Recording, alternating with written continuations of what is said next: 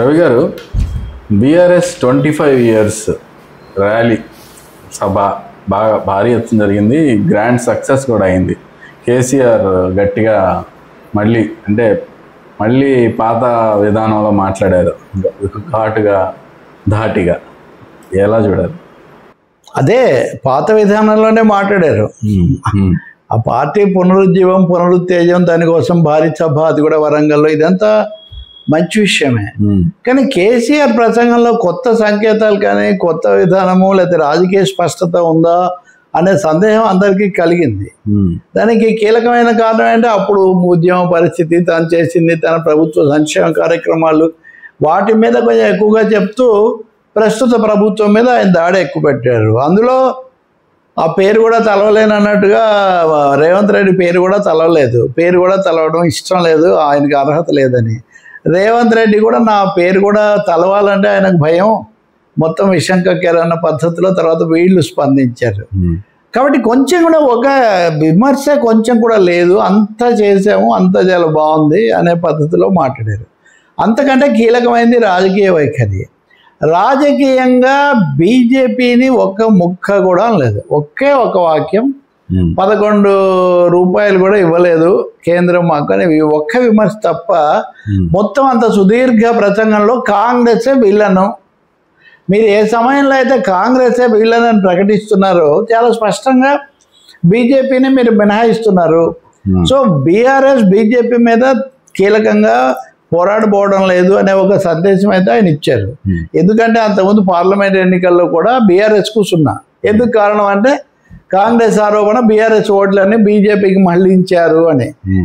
ఇంకోటి చూడండి ప్రమోద్, వాళ్ళ అమ్మాయిని అరెస్ట్ చేశారు, ఈడీని ప్రయోగించారు, అయినా అన్ని ప్రతిపక్షాలు దేశంలో త్రిశూల వ్యూహంతో దర్యాప్తు సంస్థలను ఉపయోగించి ప్రతిపక్షాలను చేస్తున్నారని విమర్శ ఉంది కదా, ఆ మాట కూడా అనలేదు మోదీ గారు.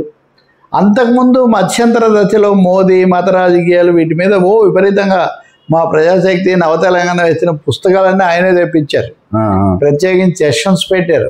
ఏమైంది అదంతా? కాబట్టి ఒక్కసారిగా ఒక రాజకీయమైనటువంటి పొందిక, స్పష్టత ఇవ్వదలుచుకోలేదు. బీజేపీతో అయితే ఘర్షణ పెట్టుకోదలుచుకోలేదు. ప్రధానంగా ఇక్కడ ఇప్పుడు అధికారంలో ఉన్నది ప్రత్యర్థిగా కాంగ్రెస్నే పరిగణిస్తూ ఉన్నారు.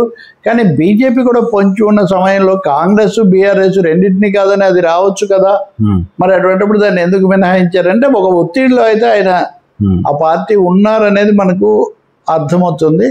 తర్వాత దాన్ని సమర్థించడానికి రకరకాలుగా పార్టీ నాయకులు అనేక వివరణలు ఇచ్చారు. కానీ నేను అనుకుంటాను సమగ్రత, దిశానిర్దేశం మటుకు దాంట్లో లోపించాయి.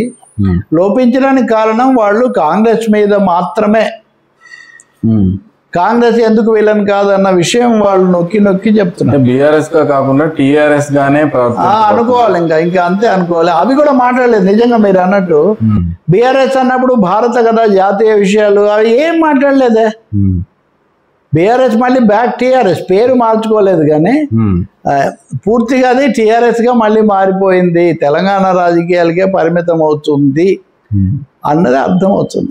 అది కొట్టొచ్చినట్టు కనపడింది. ఇంకా మిగతా విషయాలు భవిష్యత్తులో తెలుస్తాయి. ఆ సభకి ఎందుకు వెళ్ళలేదని, నీ సభకు రావడానికి నేను కావాలన్నా, మా పిల్లలే సరిపోతారు, వాళ్ళనే ఎదుర్కోవడం లేదని, ఇవన్నీ ఏమి పిల్లల వ్యవహారాలు కాదు కదా.